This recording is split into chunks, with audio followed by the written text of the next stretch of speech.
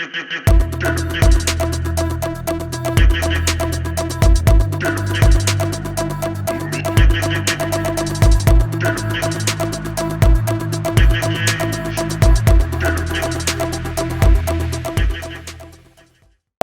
minha mulher acabou de me passar isso aqui. Também vai socorrer ela lá. Estou afundando em revistas. Ô Roberto, você vai começar a pegar também? Você pode doar pro observatório? Ao contrário, eu estou apegando cada vez mais.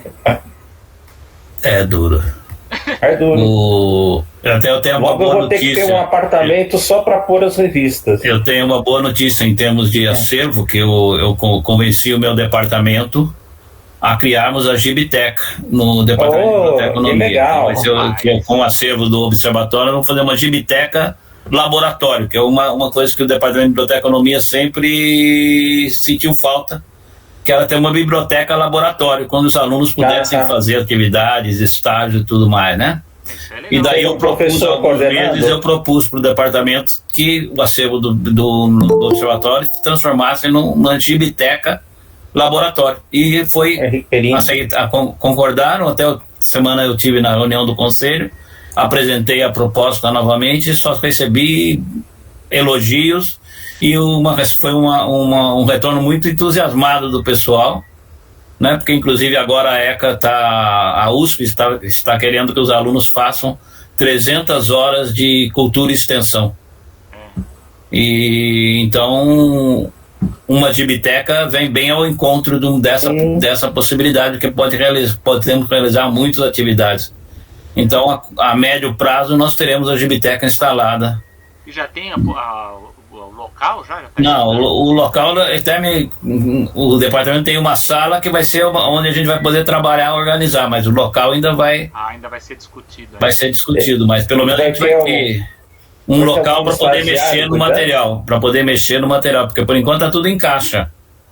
Eu estou lá eu recebi. Tem que organizar. Olha, eu estou organizando minhas revistas, estou fazendo planilha de Excel. Eu também tenho as minhas, mas a minha ainda tenho só 7.000 números de revistas que eu pus no Excel. Mas lá no observatório nós devemos ter por volta de 50.000 revistas também. Só esse colecionador que está me doando as revistas já me doou mais de 15.000. Porra, que beleza. Valdomiro, vai ter alguém cuidando de lá, um aluno? Daí vai ficar sob a responsabilidade do departamento. O departamento vai organizar tudo isso. Um professor.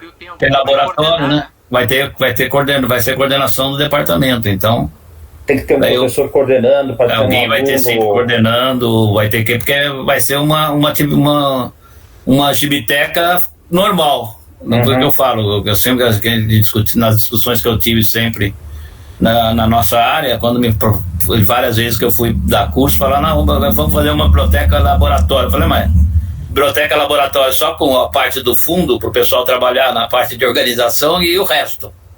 Uma biblioteca tem que ser toda, então vai ser uma Gibiteca aberta para o público e funcionando na medida do possível. Não digo que vai funcionar 8 horas por dia, mas pode funcionar 3 vezes por semana e aberta para o público tanto o público que vai querer ler história em quadrinho, como aquele que vai pesquisar história em quadrinho. Então, não, eu acho a proposta excelente, porque na ECA você tem jornal laboratório, você tem agência laboratório, então, não tinha uma biblioteca. E não tem uma biblioteca laboratório. E tendo uma Gibiteca, os alunos eles vão poder lidar não só com parte de organização, mas o acervo ele é muito variado, né? Todos os aspectos. Tem acervo teórico, eles têm os gibis, eles têm o acervo raro, né? Assim por dizer.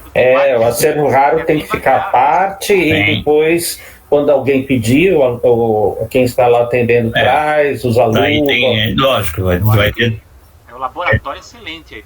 Vai ter que organizar isso. Então, mas eu fiquei muito feliz. Então, temos há uma luz no fim do túnel e parece que não é um trem vindo em direção contrária. Então. Professor, nós já estamos no horário, está gravando. Vamos lá. Eu quero aproveitar então das boas-vindas a todos, agradecer a presença e prestigiar aqui os nossos colóquios, todos os que chegaram aí. E vamos então participar, hoje temos a programação que é a apresentação do capítulo do livro pelo Bernard, e depois o Michel vai apresentar a dissertação de mestrado dele. Então, rapidamente, vamos gastar uns 5 minutos para a gente mostrar as novidades. O Roberto sempre tem novidades. Bem, uma notícia interessante é que para quem é de São Paulo, está tendo a Feira do Livro da Unesp. Eu estive lá, vou mostrar algumas das coisas que eu comprei também, e que vale a pena, 50% de desconto na compra presencial e 40% na compra por virtual, né? Então vale a pena. Aí, Roberto. Eu entrei no da Companhia das Letras, mas não encontrei nada assim interessante. Que tinha lá que eu não tenho. Eu no stand da Companhia das Letras eu não entrei porque tem aquela fila lá que eles falam separado. Eu falei, eu não entrar em fila para gastar. No site mesmo. Entrar em fila para gastar dinheiro é coisa que eu não faço. Então, eu entrei no site e não achei nada. Então. Eu vou gastar dinheiro, pelo menos não quero para entrar na fila. Vou gastar o meu parco dinheirinho, ainda ter que esperar. É doido. Então, Roberto. Eu vou falar umas coisas que eu comprei recentemente sobre quadrinho italiano. Comprei esse livrinho aqui, História del Fumetto. Opa! Que autor? Não estou achando aqui. Mas é um livrinho pequeno. Ele começa falando do quadrinho estadunidense, fala um pouco do quadrinho argentino, porque teve vários italianos que produziram quadrinhos na Argentina. Depois ele trata do quadrinho europeu e foca no quadrinho, no fumetti, né? Fumetto italiano, que é no plural, desde o Corriere dei Piccoli, no início do século XX, até o Dylan Dog no começo dos anos 90, quando o livrinho foi publicado. Aí eu comprei, esse aqui em inglês, Brown and Dangerous, é sobre o quadrinho italiano nos anos 70 e 80. Então esses dois livros conversam entre si, embora em línguas diferentes. Isso aqui foi uma dica do Gazi. Não é um fanzine, é uma revistinha chamada Força Máxima. Essa edição traz histórias do Batman produzidas na Itália no final dos anos 60. A editora que tinha os direitos de publicação do Batman não conseguia fechar o número de páginas das revistas. Então, autores italianos produziam essas histórias. Você não vê diferença com o estilo do quadrinho americano, era muito bem feita.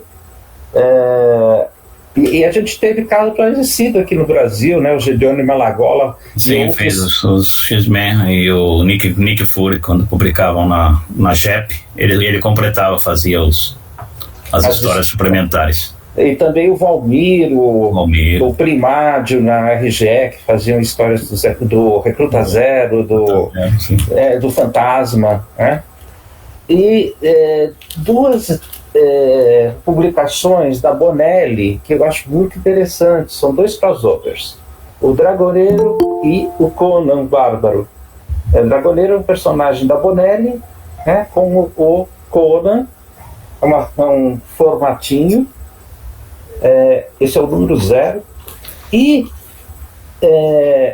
um outro crossover que é o e a Liga da Justiça. Crossover. Esse aqui é um volume grande.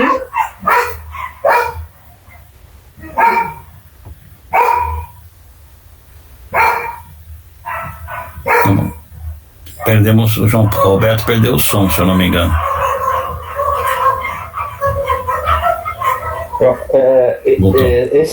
Essa crossover saiu em 6 edições na Itália, e esse volume reúne essas 6 histórias, né, todas de uma vez. Esse é em italiano, Roberto? É italiano. O título é Doppio Universo. E o do Conan é também italiano. Lombra del Drago, a sombra do dragão. Eu acho muito difícil isso ser publicado no Brasil, porque os direitos da Bonelli estão com a Mitos e os direitos da DC com a Panini. Talvez não, Roberto, talvez não. Acabei de comprar agora uma edição do Dragon do Dylan Dog feita pela Panini. Então vai ser algum especial, pode ser. Deve ser. De repente.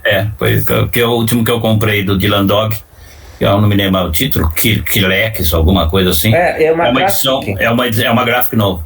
Uma edição da Panini. Eu achava que era da Mitos, mas é da Panini, então talvez não seja tão difícil. De repente pode sair publicado no Brasil, né? Eu soube que tem também um crossover do Flash com Zagor.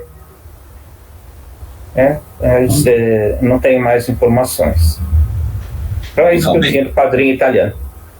Eu só estive na feira, eu não sou tão rico quanto o Roberto, não compro coisas importadas assim, então comprei só algumas coisas na Unesp. Se alguém quiser o contato, né, com o Roberto Guedes, que está organizando essas revistas, eu passo aqui tá? E esse aqui eu comprei na estante virtual, paguei R$9. Vou procurar. E com o frete deu acho que 23. É bem simples. O que é bom desse também é que no final vem um dicionário de autores e um dicionário de personagens. Bom. Na feira da Unesp, quem puder ir, tem bastante quadrinhos, acho que vale a pena ir, tem muita coisa de mangá, e as editoras estão avançando bastante, tem edições muito boas. Inclusive, já é a segunda vez que eu vejo autores de quadrinhos com a sua própria banca, né? Deles que está lá é o cara do Carlos Ruas, está lá com uma banquinha. Então eu comprei, aproveitei, prestigiei o rapaz, apesar de não já poder ver na internet. Acabei comprando 3 livros dele, né? A Peirópolis está, a Veneta está, tudo.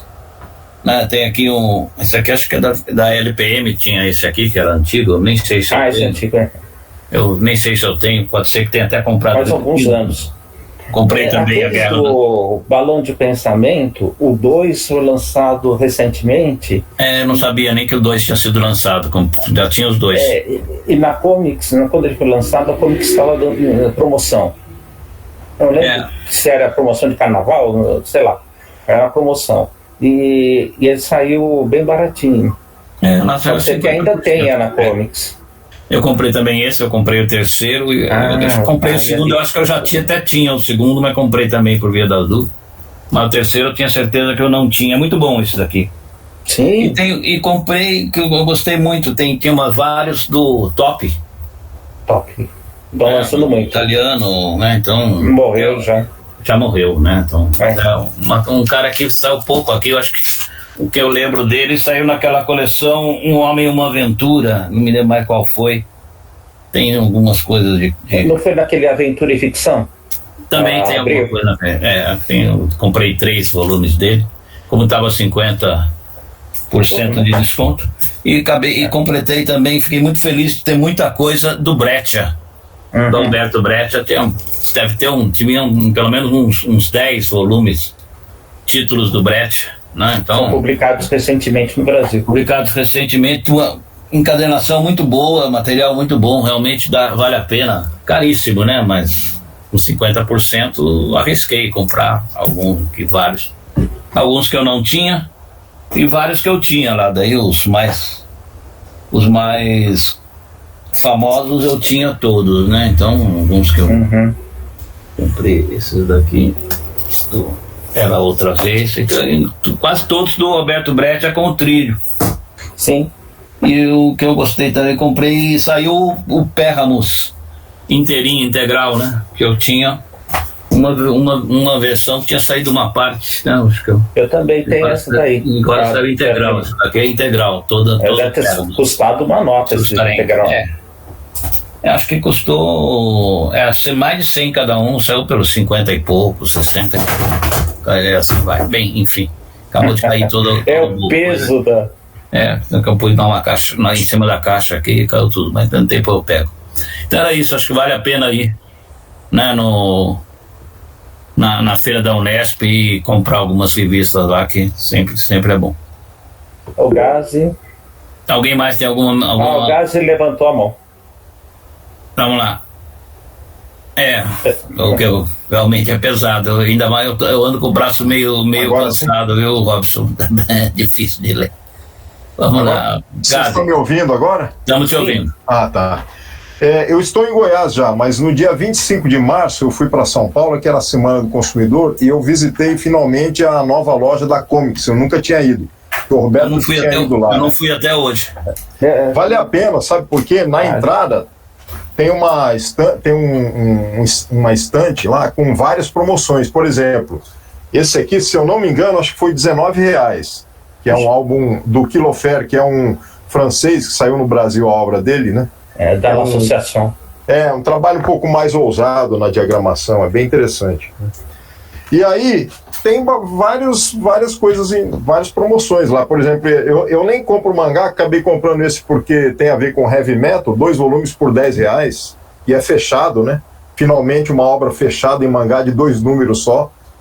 Então é bacana, a arte é muito interessante. Eu comprei mais algumas coisas, assim, vale a pena, Valdomiro, o pessoal que estiver em São Paulo, porque eu acho que eles estão sempre com promoções nesse stand da entrada, né? Sempre tem bastante coisa lá, com preços muito bons. Comprei um álbum do super-herói Concreto, esqueci o nome do autor, saiu no Brasil, Chadwick, é um álbum grossinho por R$9,90, assim, com várias histórias dele. Então, assim, vale a pena, porque na entrada tem muita promoção. Eu acho que independente até de época, né, de período. Não sei, o Roberto aqui talvez vá mais vezes lá e saiba.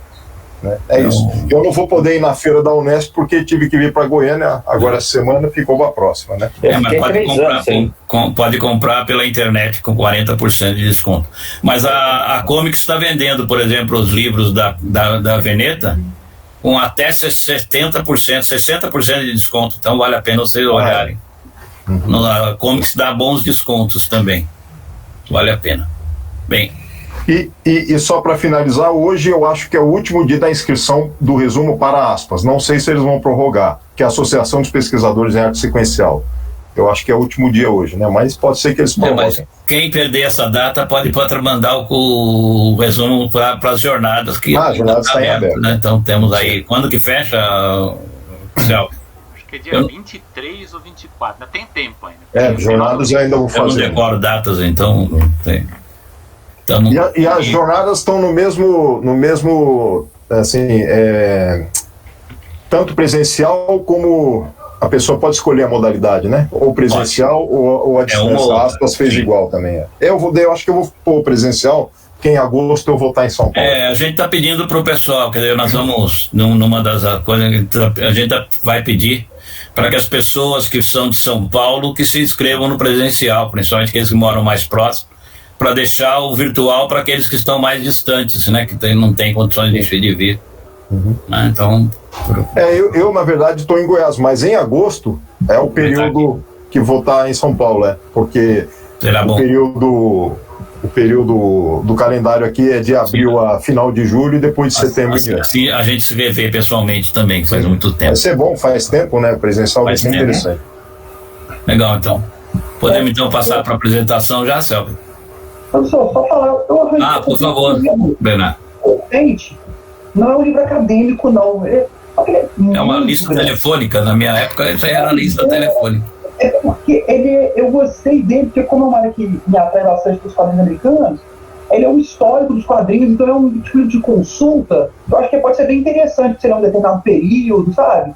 Querer consultar uma determinada década, um período específico no estudo.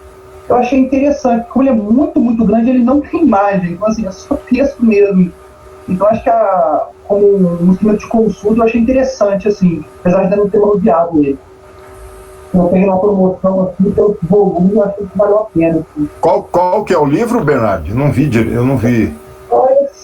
Os quadrinhos americanos. Ah, tá. É da Script, a autora é da Lalúnia, mais o Diego, né? Sim. Isso. Aí eu acabei lá. Sempre me falta, às vezes, uma consulta nessa periódica, assim, eu queria ter um. Foi no Amazon mesmo que eu comprei. Enfim. Perfeito. Bem, vamos então passar para as apresentações, então. Agradeço as novidades de todos aí. E começando então pelo Bernard, que vai fazer a apresentação do capítulo do livro, o primeiro capítulo do livro, Road Rage. Qual que é o título mesmo, Roberto? Road Rage Companion of Comics. É isso. Road Rage Companion of Comics. Vamos lá então? Posso começar? Vamos lá. Pode começar. Tá.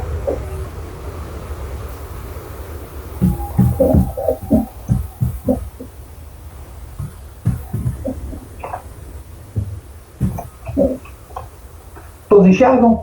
Sim. Bom, então vamos lá.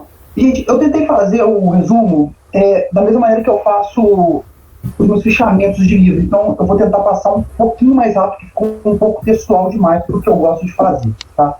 Então, como o professor já falou, a gente vai trabalhar esse primeiro capítulo do livro, né? Ele tem essa distribuição em 10 tópicos. O primeiro não chama efetivamente introdução, mas ele tem um caráter de apresentação ali. E ele tem esses 10 itens que eu vou passar com vocês aqui. Bom, o começo do texto ali dele, ele vai falando um pouquinho, a proposta do capítulo, né, é fazer essa recuperação histórica, né, que em certa medida não é algo muito novo. Ele não traz tantos elementos inovadores, algum autor que a gente nunca tenha ouvido, né, mas eu acho que ele estabelece algumas relações ali que são bastante interessantes, né, que me chamaram muita atenção. Eu até recomendo, depois no final da apresentação eu vou recomendar um livro, nada muito diferente não, porque ele ilustração mesmo de vários autores, vários trabalhos que ele menciona, que o Thomas Inge, ele menciona aqui nesse trabalho dele. Então ele inicia falando da New Yorker, né? E ele cita aqui um quadrinho do Nick Stevens. Tem um pouquinho de trabalho de achar ele, mas é esse quadrinho aqui, né? É um quadrinho que traz esses dois personagens, visualizando aqui um desenho que um deles acabou de fazer, e aí eles questionam a necessidade da palavra ali, de alguma coisa, para aquilo ter algum significado maior, ter uma plenitude de significado, né? Foi publicado na última edição de 2014, tá? Da New Yorker. Esse trabalho propõe aqui, de alguma maneira, esse quadrinho, ele propõe uma teoria a respeito da origem dos quadrinhos, e ele brinca um pouquinho com a origem dessa relação, discussão entre casal, como também a origem do quadrinho de página única, que é uma coisa que é muito atribuída a New Yorker, essa ideia de um quadrinho em apenas uma página, né? E ele coloca também nesse quadrinho o surgimento dos quadrinhos junto com o próprio desenho, que busca mimetizar e satirizar as ações humanas, atribuindo uma necessidade à palavra como necessária para a apresentação. Eu peço perdão aqui pelo pleonasmo, não tinha me dado conta, tá? Então é interessante esse texto, porque ele brinca com isso e já revela alguma coisa com essa relação entre palavra e imagem, como que o quadrinho ele contempla essa relação de uma maneira muito interessante, né? Mostrando aqui que existia talvez, pelo menos na tirinha aqui no quadrinho, essa limitação quando você não tem as palavras. Então o texto dele, do Thomas Inge, ele busca refletir sobre um estudo em torno da origem dos quadrinhos, bem como suas implicações para o campo.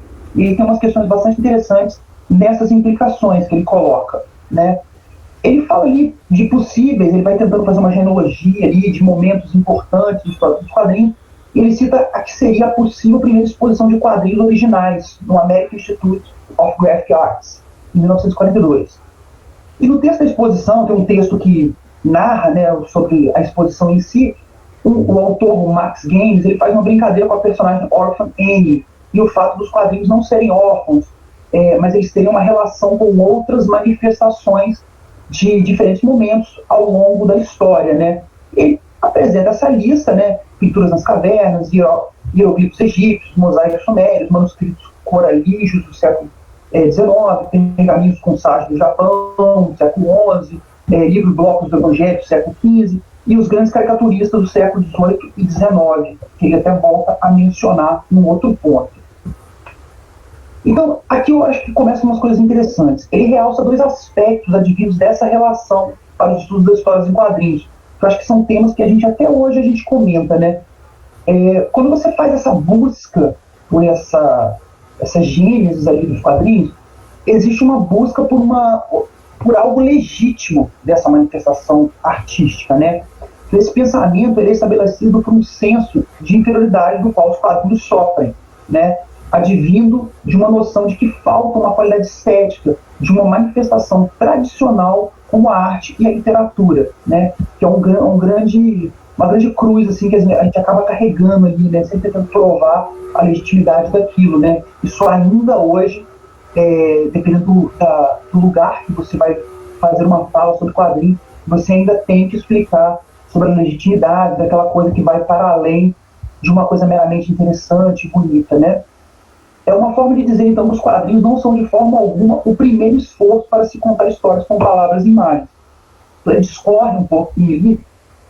O texto dele, gente, imagino que todos tenham lido, ele é bastante curto, ele é bastante sintético, tá?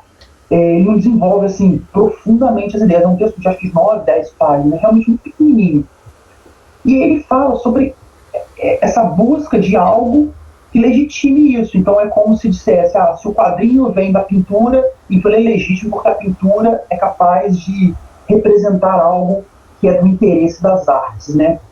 E o segundo ponto que ele coloca é que essa associação do quadrinho com alguma manifestação tradicional leva a um importante esforço no sentido de discernir qualidades que fazem o quadrinho especial.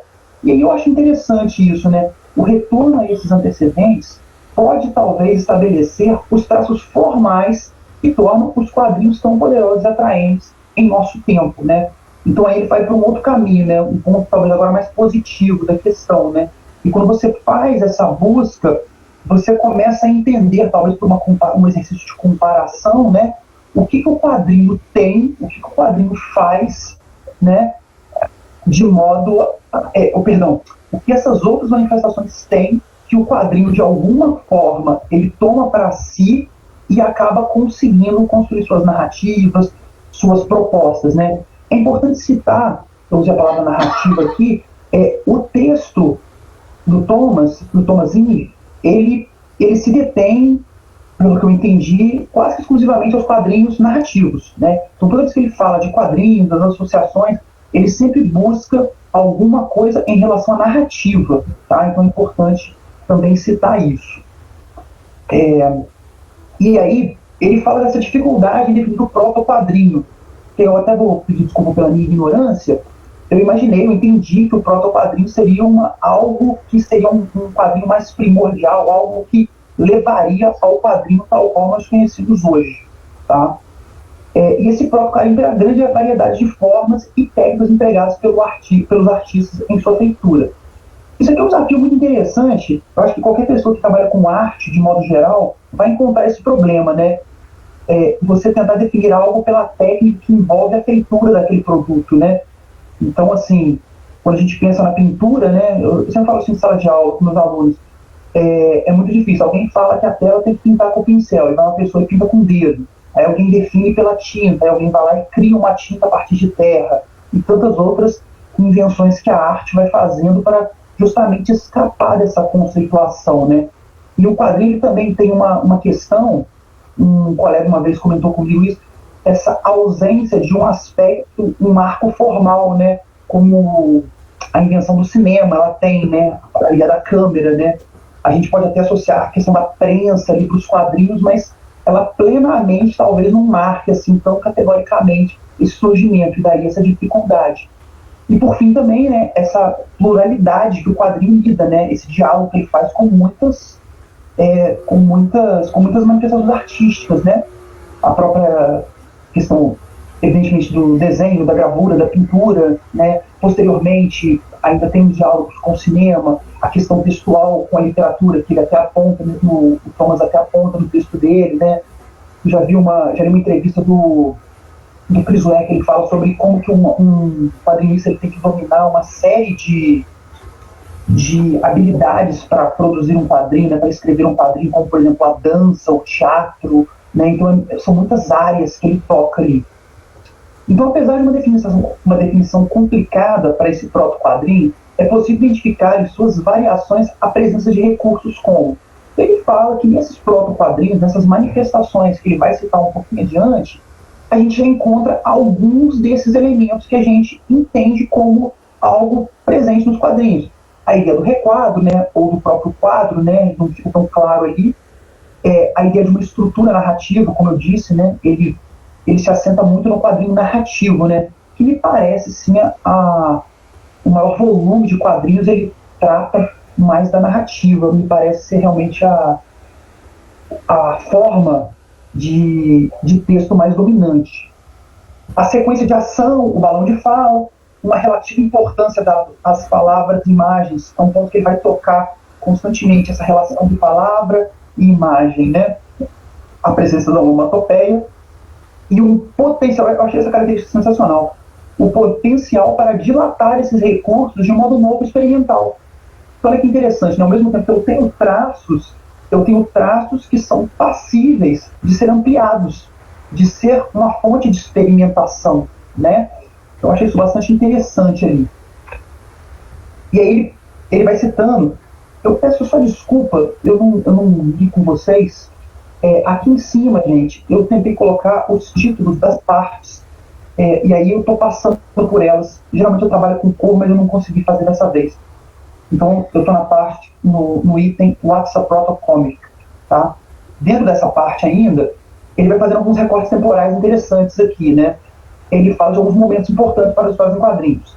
Ele fala do século XV e XVI, dos jornais europeus, né? Que eles tinham grandes painéis com uma única imagem, normalmente de cunho religioso e por vezes jornalísticos ou humorísticos, né? Então as imagens únicas formavam uma história pela sequência dessas imagens, dessa sequência de 4 ou mais painéis ali, né? No século XVIII, ele fala do balão de fala, que já era algo comum em publicações que já substituíam os jornais. Então, no século XVIII, ele já existe alguns suportes textuais que já não são exclusivamente o jornal, e você já tem a questão do balão como algo um pouco mais definido, né? No século XIX, os quadrinhos encontraram espaço nos jornais humorísticos e almanacs, né? Nesses espaços identifica-se padrões, desculpa aqui a concordância, agora que eu me atentei, tem um erro de concordância aqui. Nesse espaço identificam-se padrões e estilos similares aos quadrinhos modernos, né?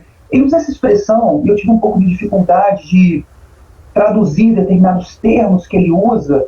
Por exemplo, e não fica claro, né, mas eu entendo os quadrinhos modernos que ele está falando como manifestações mais contemporâneas. Ali, eu imagino que século XIX em diante você já tem uma estrutura mais definida, assim, que você bate o olho e fala, isso aqui é um quadrinho, né, já fugindo do que ele chama ali dos proto-quadrinhos.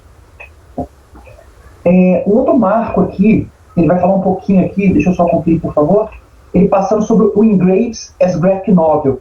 Ele vai fazer algumas relações com a ideia da graphic novel aqui, né? Ele fala desse marco importante que é do William Hogarth, não sei a pronúncia correta, né? E aí ele cita ali alguns trabalhos dele, são algumas progressões de telas que ele faz, algumas com 4, com 8 sequências de tela. Eu separei aqui só para a gente dar uma olhadinha, para a gente ter uma noção um pouco aqui do que é, né? Bastante detalhado. E você tem algum tipo de sequência temporal, né? Ou seja, uma sequência de acontecimentos a partir da leitura dessas telas que ele propõe. Essa aqui é a Harlot's Progress, tá? Eu coloquei ela na íntegra mesmo, são 6 telas. E aí ele fala o seguinte, que a sequência ela apresenta valores e questões daquele tempo e propõe um retrato, do ser humano em uma perspectiva humorística, né? Observa que é a segunda vez que ele já fala, vou voltar aqui um pouquinho, nessa característica, ele fala jornais humorísticos, né? O cunho daquelas pranchas dos jornais europeus, elas por vezes humorístico, né? Então ele mostra como que a história do quadrinho, né, nesse recorte que ele faz, nessa leitura que ele propõe dessa gênese dos quadrinhos, de alguma maneira, ou desses pontos importantes para os quadrinhos, ele coloca muito a presença do humor, né? Então a própria relação da palavra comic com humor, ele vai falar disso um pouco mais adiante, mas percebam que está sempre presente essa ideia do entretenimento, essa ideia da diversão, essa ideia do xiste ali com as situações cotidianas. Então a narrativa, ela pode ser depreendida em uma leitura apenas dos detalhes e exclusivamente pelas imagens, uma vez que não há palavras. Eu sei que é uma ideia pleonástica, mas eu trabalhei bem com a tradução dele porque ele enfatiza isso, a ideia da ausência de palavras, né? Então, se por um lado a gente tem uma valorização da imagem, ou seja, o potencial, e de novo eu vou usar a palavra, o potencial narrativo das imagens, promovido pela sequência em que elas são colocadas, o autor ele coloca essa importância, tipo assim, que eu não tenho aqui nesse trabalho ainda, uma ideia de um equilíbrio, né, um esperado equilíbrio entre palavras e imagens. É evidente que a palavra equilíbrio aqui ela tem uma ampliação significativa, uma amplitude significativa, não é uma coisa realmente matemática ali, né? A gente tem quadrinhos com muito mais textos do que outros, alguns realmente sem, mas existe ali uma premissa ou uma predominância, pelo menos, né, do quadrinho com essa interação entre as palavras e a imagem ali, lembrando da ocupação do espaço das palavras também como um elemento imagético. Então o trabalho de Hogarth é considerado um protótipo do que viriam a ser os quadrinhos por sua narrativa imagética, que estabelece uma relação narrativa entre os momentos. Tá? Outra figura importante no que se refere às origens das histórias em quadrinhos está o suíço Randolph Topper, né?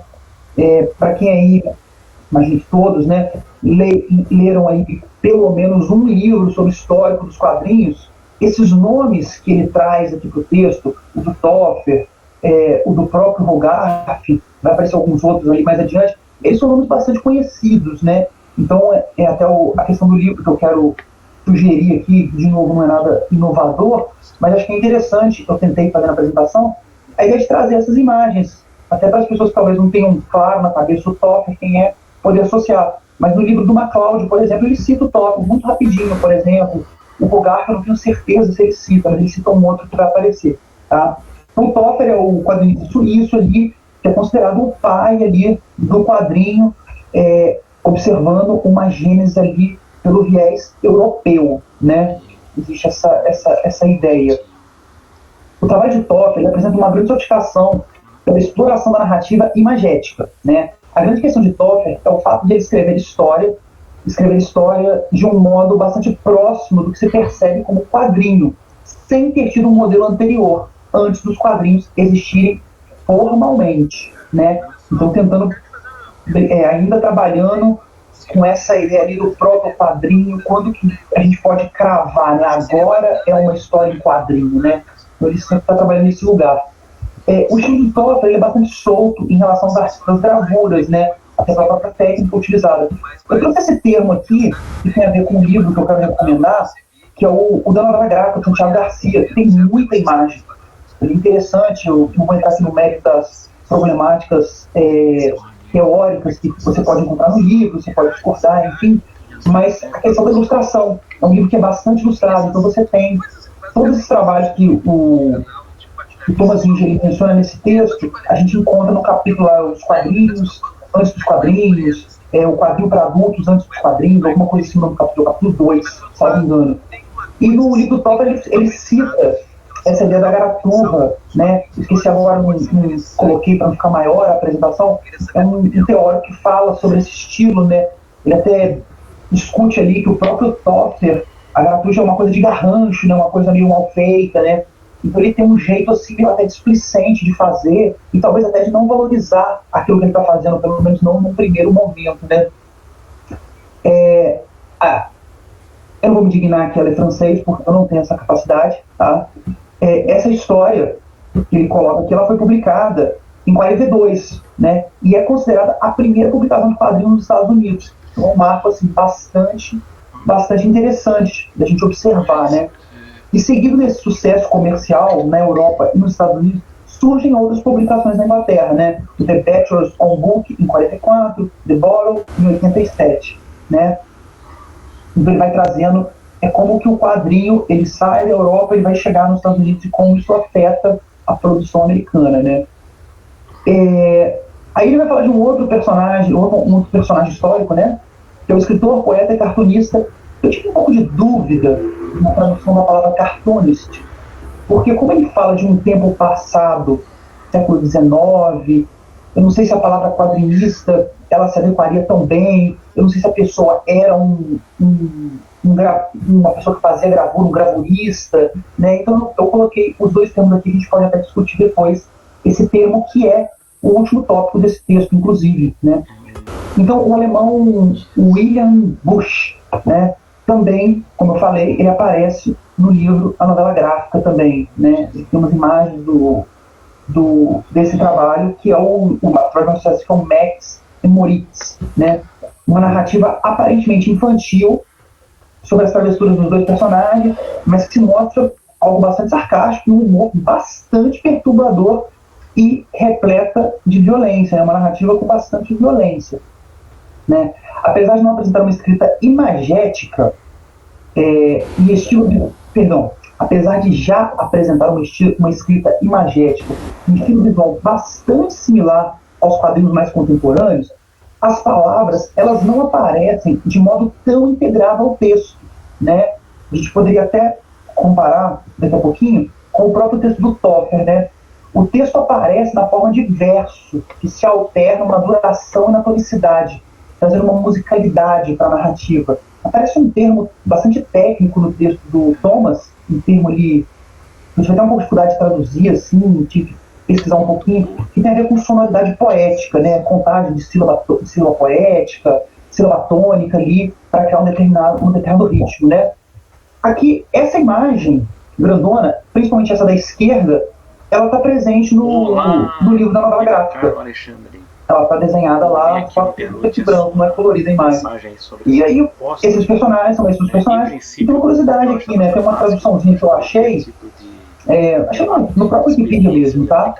Vai-se embora e sem cautela, deixa no fogo a panela, junto ao fogo fica só o vigilante totó. E aí eu achei curioso, o seu Olavo Bilac quem traduz isso, né? Então você tem aqui um poeta traduzindo, um poeta da literatura brasileira, ele traduzindo o que de fato é uma construção textual pensada no campo da poética, né? Então assim, realmente a gente pode discutir aqui até quanto essa interação do texto e imagem ela se aproxima do que a gente entende como quadrinho hoje, né? E eu falei que eu ia fazer uma comparação. No texto do Toffer, ele também tem essas caixinhas de texto. Eu não estou me lembrando, eu acho que o dele não tem. Ele não chega a usar balão. Ele não chega a aparecer o balão. Ele usa essas caixinhas de texto, né? Que fica muito parecido, eu peço para alguém me corrigir, eu acho que no Príncipe Valente ele usa o Foster usa, né, essa ideia da caixinha de texto com os textos ali, com a parte verbal, né, que parece.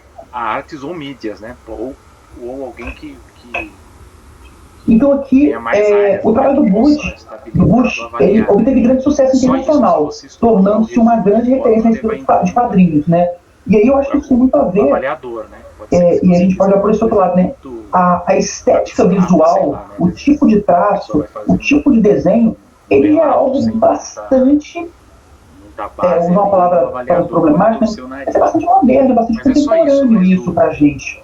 Não é uma imagem, por exemplo, quando a gente olha para o Toffer, é um tipo de construção imagética que a gente acha um pouquinho mais, isso aqui é mais antigo, né? Até a gente pode pensar que o trabalho original que abre o texto do Thomas, esse daqui, né, ele tem um traço bastante retrô, bastante vintage ali, bastante deliberadamente flertando com um estilo mais antigo de desenho, né? Então só para chamar a atenção dessa questão visual. Então, no século XIX, aumentou-se as publicações Desculpa novamente, porque eu cometi a mesma falha. Desculpa, eu não devia ter feito isso na última hora. Aumentaram-se as publicações e a quantidade de periódicos em quadrinhos e antologias de humor. De novo aqui, ó, olha a questão do humor mais uma vez aparecendo, né? Incluindo trabalhos de gravura e caricatura da história europeia e humor americano, né? Então, mais uma vez, ali a gente vê como que quando o quadrinho ele ganha um fôlego enquanto um objeto cultural mais significativo, mais presente, né? O esteio do humor, ele aparece muito, né? E lembrando que ele fala bastante aqui do quadrinho americano, né? Então, isso aí eu acho que fica mais forte ainda. Quando a gente vai para o histórico europeu, não sou um conhecedor da genealogia muito detalhado da Europa, eu acho que ela já segue para uma outra linha, em que o humorístico ele já não fica tão no protagonismo da história em quadrinho, né? O Wish menciona o papel do Mark Twain como influente figura mundial e alguém que valorizava as imagens do seu trabalho. O Mark Twain é um comediante, né? Então talvez isso aí também tenha contribuído para essa valorização, essa presença do humor, né? Do humor dentro das histórias em quadrinhos. A questão central que é trazida nessa parte aqui desse capítulozinho, não é um capítulo, é uma partezinha, né? Esse item, essa seção que ele coloca, a questão central que é trazida em relação a esses artistas são as suas contribuições e experimentações para o desenvolvimento desse objeto artístico, né? Então eu volto lá naquele slide, rapidinho aqui, desculpa o ir e voltar, tá, gente? Esse potencial de dilatar todos esses recursos de modo novo e experimental. Eu acho que esse é o critério, um dos critérios, ou pelo menos um critério bastante importante, para você identificar essas manifestações que não são efetivamente ou tão reconhecidas como histórias em quadrinhos, como esses proto-quadrinhos, como contribuições artísticas culturais que afetam a produção de quadrinhos na atualidade, né? Praticamente toda a estética e as técnicas ali encontradas estão presentes nos quadrinhos modernos, né? Então a gente tem ali muitos recursos que são utilizados hoje na produção de quadrinhos. Então, eu digo hoje, eu estou falando de um tempo um pouco mais amplo do que necessariamente a década, nem o século, eu acho, a gente poderia dizer. Eu acho que a partir do século XIX já tem uma consolidação bem mais definida ali das histórias em quadrinhos em termos de percepção até visual do que é quadrinhos. Além das questões visuais, normalmente centrais nas discussões, e aqui eu acho um ponto, talvez, pelo menos para mim, talvez para minha formação em literatura, me pareceu mais caro, mais interessante, né? Essa relação que ele vai fazer dos quadrinhos com os contos, né? As short stories americanas. Então, para além das questões visuais, normalmente centrais nas discussões em relação às origens dos quadrinhos, Inge chama atenção para um aspecto particularmente importante aos quadrinhos estadunidenses e que recebe pouca importância no campo, que é o texto e a palavra, né? Então ele vai discorrer um pouquinho, até gostaria que fosse um texto um pouco mais longo sobre esse tema, porque ele me interessa bastante.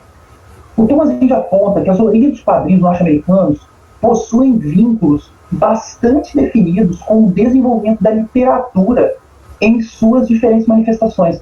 Ele faz uma sequência ali de caracterização da literatura, que tem algumas coisas, tem um termo que eu não consegui encontrar a tradução, mas ele essencialmente fala de literatura mais acadêmica, uma literatura mais popular, uma literatura de massa. Ele tenta falar nos diferentes campos que a literatura atua, né, da produção textual prosaica. O quadrinho americano ele tem um diálogo muito, muito próximo com essa literatura, né? Ele atribui uma relação entre a literatura na transição dos séculos XIX e XX ao desenvolvimento dos quadrinhos, né? E o que tem nessa relação, né? Não é uma relação apenas cronológica, que acontece ao mesmo tempo, né? A popularidade dos contos de temáticas realistas e naturalistas publicados nas revistas americanas e nos pulps influenciou a forma e o conteúdo das histórias em quadrinhos, né?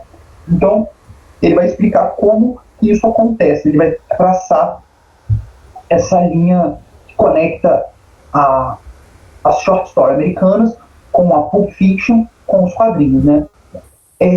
Com essa grande produção literária, percebeu-se também uma necessidade por narrativas menos ocupadas com consciência de classe em nome de algo mais aventuresco que propunha um escapismo. Esse escapismo ele ocorre mais, essa necessidade pelo escapismo, nessa predominância pelo escapismo associado à Grande Depressão. Então, associado a essas demandas temáticas, né, percebeu-se que esse material que seria então produzido, né, ele poderia ser comercializado em material de baixo custo, né? A ideia de ser um papel de baixa qualidade, uma impressão não tão precisa, né? Essa combinação de um texto em prosa menos denso, por falta de palavra melhor, né? Menos sofisticado, talvez, do que a literatura do Edgar Allan Poe, que ele vai citar mais adiante, e essa produção em um suporte de baixa qualidade culmina nas revistas pulp, né? E com elas surgem as categorias das histórias: detetive, mistério, faroeste, fantasia, guerra, ficção científica. Os autores desse material, aí é um ponto que eu acho bem interessante, né? Os autores desse material, os autores dessas pulps, né, eles possuíam o conhecimento de importantes elementos para a escrita, que é a estrutura narrativa, diálogos realistas, motivação de personagens, economia verbal, né? Economia verbal, eu acho interessante a gente pensar nisso, no sentido que a gente está falando de contos, né? E a escrita do conto, ela tem as suas particularidades em relação à escrita do romance, né? Então essa economia verbal é algo muito bem-vindo ali, né? É algo bastante interessante. E aí, em 1930, precisamente em 1938, né, surge ali a revista Action Comics, e aí o personagem do Super-Homem, né, que talvez seja um dos marcos mais simbólicos ali do quadrinho americano, né. Assim como o personagem, muitos heróis foram inspirados em personagens das pulps, né. Outros foram, inclusive, segundo o Inge, transportado mesmo. O mesmo personagem que estava lá naqueles textos em prosa se tornou um personagem de quadrinho, né. O universo do super-herói ele foi, então, uma derivação desse universo pulp, que, por sua vez, possui fortes relações estéticas com a produção literária da virada do século. E eu volto aqui, né? Eu acho que talvez o ponto principal, né? E aí, com todo a questão, o contexto histórico, tá? O diálogo realista, né? Não vou entrar no mérito aqui das problemáticas do termo, mas a ideia de que, na produção literária, existiam diálogos que representavam muito bem, que simulavam muito bem como as pessoas falavam e agiam, né? A ideia da motivação dos personagens mais complexos que a literatura propunha ali na virada do 19 para o 20, eles acabam sendo trazidos ali à sua maneira, com todos os contextos, as particularidades do contexto, para as histórias em quadrinhos, né? Então, talvez até daí que venha essa associação de um público leitor, né? E aí é até interessante a gente pensar, né, como que o leitor do Edgar Allan Poe é o leitor de quadrinho, né? No Brasil a gente tem uma relação também bastante interessante nesse sentido, né? A ideia de capítulos ou partes, né, de obras literárias serem publicadas em jornais, né, no mesmo espaço onde você tinha quadrinhos ali.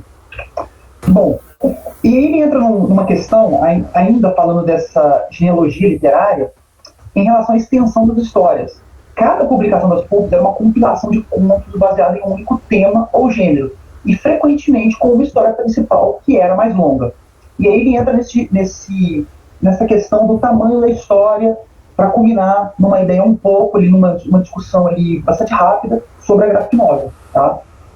Também ocorreram os chamados romances, né, que ocupavam uma edição inteira. E aí eu acho muito importante essa observação que ele faz. No entanto, o Thomas Indy aponta que se tratavam de uma história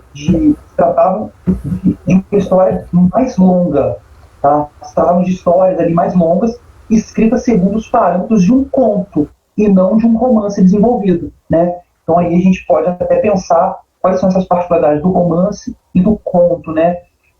E aí o tamanho, ele acaba sendo mais uma consequência do que uma razão de ser.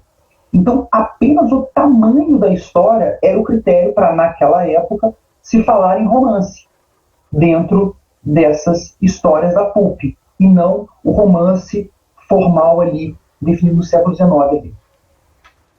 As revistas em quadrinhos, enquanto publicação, ela surge então no esteio das pulps, né?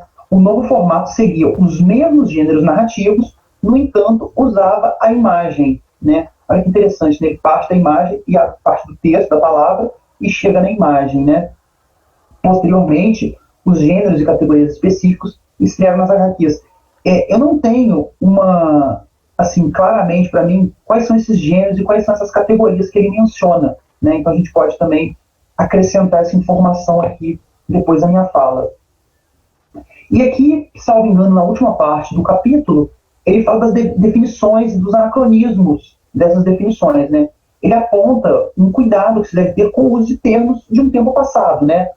Como exemplo, ele menciona uma referência que aponta o primeiro uso do termo comic book em um anúncio publicitário da década de 50, né, dos anos 1950 ali.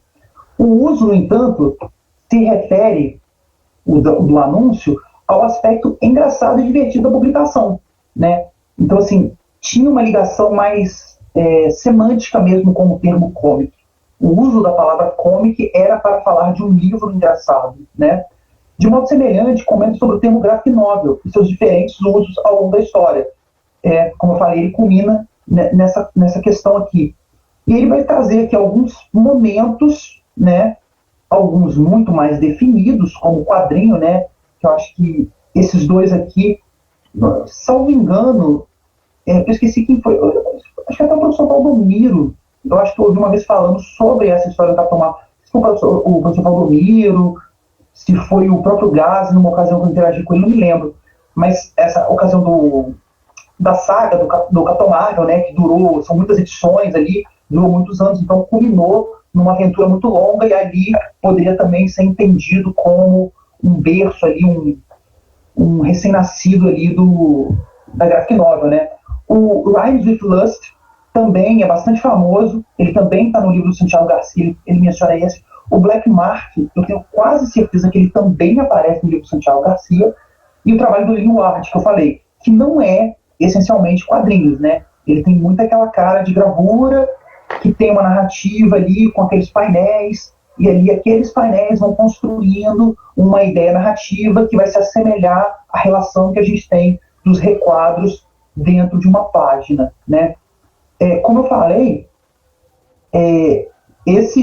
todos esses, menos do Capitão Marvel, acho que ele não aparece no livro não, mas todos esses eu acho legal dar uma pesquisadinha para quem tiver o livro, principalmente, dá uma olhadinha só para vocês terem mais claro assim, quais que são essas obras e tal, tem umas imagens do estilo de desenho, acho que é bem interessante a gente ter isso daqui. Esse Lee Ward também aparece no MacLeod, desvendando, ele também cita. Só que no MacLeod a imagem é bem pequenininha, no Santiago tem uma imagem bem maior, mais interessante, né? Naquele outro livro também, vou falar um instante, eu preciso pegar aquele... Depois eu olho, aquele almanaque, aquele amarelo, me fugiu o nome dele agora, a história cultural, agora me fugiu o nome, depois eu pego ele lá e eu mostro, ele também tem algumas imagens bastante interessantes disso daqui. Então aqui, a questão que a gente coloca pra gente, nesse capítulo, é de que na busca pelos primeiros usos de termos que podem definir o objeto cultural quadrinhos e suas ramificações, deve ser colocado em perspectiva, né? E irá depender do que pode ser compreendido enquanto quadrinho.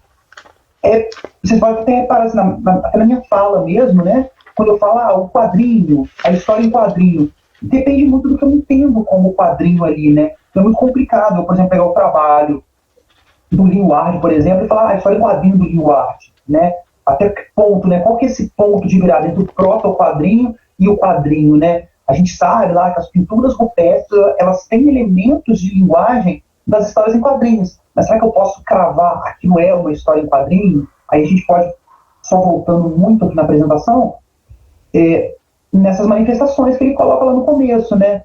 Eu tenho elementos de linguagem que vão ser absorvidos de algum modo, proposital, ou intencionalmente ou não, pelas histórias em quadrinhos. Mas é muito complicado eu falar que isso daqui é uma história em quadrinho sem considerar o contexto ali, principalmente o contexto e o desenvolvimento que culmina nas histórias em quadrinhos, tal qual nós conhecemos hoje.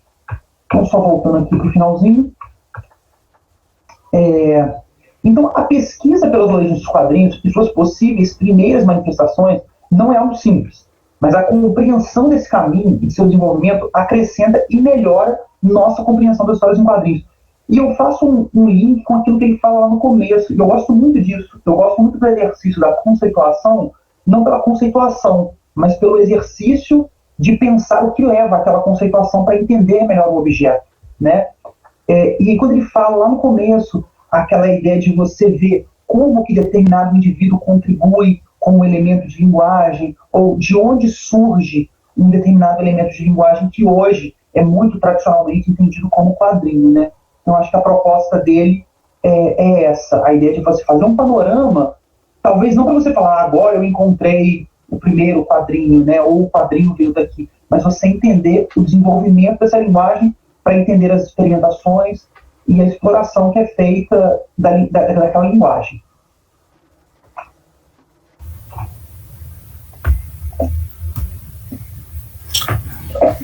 Muito bom, Bernardo. Muito obrigado aí pela... Os terrinhos lá, a gente me passaram muito apercebidos, perdão.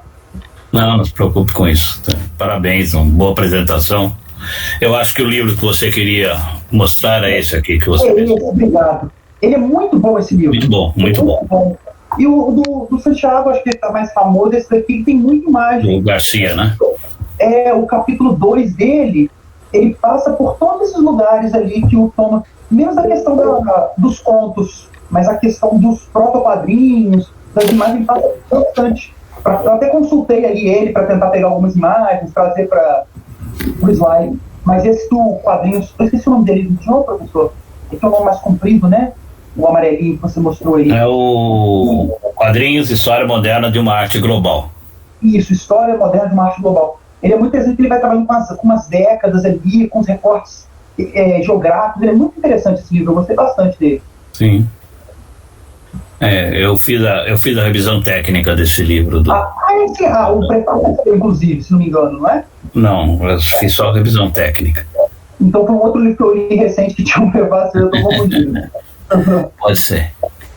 Eu acho que é interessante, que na realidade ele não vai trazer novidade alguma. O Pinde, que é um estudioso, bem, um dos primeiros a estudar quadrinhos nos Estados Unidos, é um dos primeiros scholars, eu conheci até, faleceu ano passado, né, tem uma obra muito interessante, foi o primeiro da academia a dar um destaque para as histórias em quadrinhos. Então eu acho que o sentido dele fazer essa abertura talvez seja para mim uma questão de uma homenagem que foi feita para ele nesse livro, né? Porque na realidade ele não traz muita coisa nova, sempre são questões.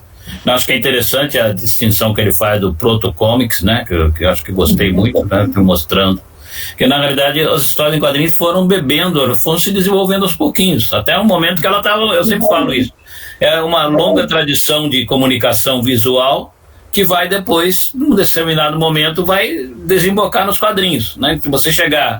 Se a gente pensar no momento em que alguém vai pegar todos os elementos e transformar numa história em quadrinho, transformar naquilo que é moderno, utilizando todos os recursos possíveis dos quadrinhos, eu colocaria, por exemplo, esse momento com o Herman e o McKay, que depois deles ninguém fez nada novo na área de quadrinhos. Tudo que podia ser feito eles desenvolveram, esses dois desenvolveram, mas não desenvolveram do nada, eles foram buscar todos os outros. Você vê coisas que eles depois desenvolveram. O Ângelo Agostini fez aqui no Brasil algumas coisas, o Topfer fez outra, né? O Goya, né? Ele fala do Hogarth, né? Mas esquece de mencionar o Goya com aquela história do prisão do bandido Maragato, que é uma história em quadrinho também, são 6 ou 8 gravuras. Então tem muita gente que colaborou para o desenvolvimento das histórias em quadrinho, né? Então não dá para você dizer, colocar um selo lá em tal data, né? Alguém criou a história em quadrinho. Na realidade foi uma contribuição mundial, até eu diria, até vários continentes aí que foram aos poucos sendo, vamos dizer, convergindo para as histórias de quadrinhos. Eu até falo que o mundo caminhou para as histórias em quadrinhos, mesmo sem saber, o mundo caminhou para as histórias em quadrinhos, né? Tem também o Gustave Doré. Gustave Doré, sim. Quando ele fala ilustrador, outros dizem que ele é pioneiro dos quadrinhos. Talvez seja os dois. Os dois. Eu queria falar do Thomas Inge. Eu acho que nesse texto ele evoluiu bastante. Ele, em 95, publicou lá nos Estados Unidos um livro comemorando o centenário dos quadrinhos. Então, para ele, 1895, nesse livro, era o marco inicial. E o livro tinha como subtítulo Reflexões do centenário de uma forma artística americana. Então, nesse livro, ele fala dos quadrinhos como sendo só os estadunidenses, como se ali tivesse começado. E nesse texto do livro, ele já vai buscar os antecedentes que levaram aos quadrinhos estadunidenses no final do século XIX e começo do século XX. O Inge também fez várias entrevistas com Will Eisner, com Charles Schulz, como publicados numa série chamada Conversations. Então tinha com o Will Eisner, o Charles Schulz. Ele escreveu um livro muito bom chamado Quadrinhos como Cultura, Comics as Culture. Comic Books as Culture, sim. Eu tenho esse. Eu também. E é como você falou, né? Foi um pioneiro na Academia dos Estados Unidos para tratar os quadrinhos. Eu conheci, ele era casado com uma brasileira, inclusive. O Bernard. Só para citar aqui, até eu estou passando por rapidinho no chat, eu acho que é importante para a gente fazer a leitura desse texto. Eu acho que o professor falou muito bem, inclusive, isso, a ideia de uma abertura, né, de uma ideia de quase uma, botar umas aspas aqui, quase um estado da arte ali do histórico dos quadrinhos, né? Eu acho que a proposta é bem esse. Quando eu estava lendo ele, a sensação que me via, por já ter um universo de leitura um pouco maior, eu falava, isso aqui ele está falando fulano de tal, isso aqui tem em tal livro. Você fazer essas conexões, né? Então, assim, é um texto que, com abertura, eu acho que ele é muito importante nesse sentido, porque ele consegue sintetizar muito bem um histórico que qualquer livro da área vai ter 200, 300 páginas. Então, ele consegue falar, olha, existe esse mundo, aí você pode ir cotejando. Mas eu enfatizo, eu gostei muito dessa relação que ele faz com as short stories. Eu estou falando isso porque geralmente quando eu encontro duas coisas, eu fico muito feliz. Quando eu estou estudando, eu encontro dois tipos de coisa. Ou uma coisa que eu pensei durante muito tempo, eu encontro alguém que falou aquilo, eu fico muito feliz.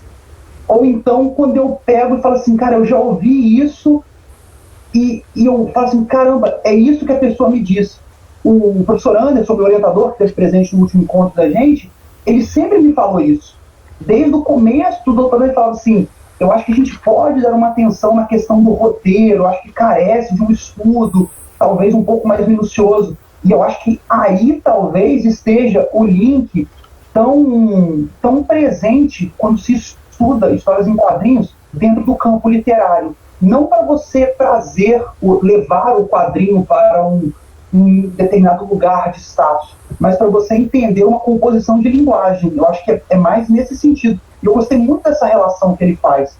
E acho importante que ele coloca isso no universo americano. Não é uma realidade de tudo, né? Você tem uma tradição de gravura na Europa muito diferente, né? Então, o próprio lugar de onde o quadrinho vai crescer na Europa, ele é diferente. E o trabalho do professor Gazi, o doutorado dele é exatamente isso, que eu vou falar, a questão do quadrinho japonês, né? Que tem essa intimidade muito maior com a leitura imagética do que o Ocidente, né? Então, acho que é bem interessante esse ponto que ele coloca. Acho que esse foi o grande ganho para mim nessa leitura. Eu acho que no quadrinho, principalmente o quadrinho de revista em quadrinhos, ele se aproxima muito estruturalmente em termos literários do conto, muito mais do conto do que do romance, né? Então, eu acho que quando você passa a criação do termo gráfico novo também foi isso, uma busca de mudar a estrutura, né? Estruturalmente a construção narrativa dos quadrinhos. Esse ponto eu acho importantíssimo, porque existe um pensamento em termos de estrutura de roteiro, né, enquanto narrativa, que é diferente? Assim, a gente pode... Aí eu acho que é uma conversa um pouco mais ampla para um outro momento. Mas existe uma diferença ali, né? A capacidade... Eu penso sempre assim, a tirinha, ela tem uma sofisticação que ela te conta uma história ali. E como é que funciona aquilo? Como é que tem uma história do Garfield de 300 páginas só te vem 3 quadros, né? Tem um elemento de linguagem a ser pensado ali. Acho importante esse conceito que ele traz ali, eu gostei bastante. Bom. Como você falou, para a gente dá para discutir o resto da noite aqui, né? Mas que seria a grande diferença entre o modelo europeu e o modelo norte-americano, né? Que o modelo europeu, desde o começo, é estruturado em cima do romance, enquanto que o norte-americano é em cima do conto, né? Bem, mas muito boa a apresentação, acho que foi mostrou bem a essência do texto, obrigado, né? Estreou muito bem como apresentador de capítulo aqui para nós. Então, obrigado. Obrigado.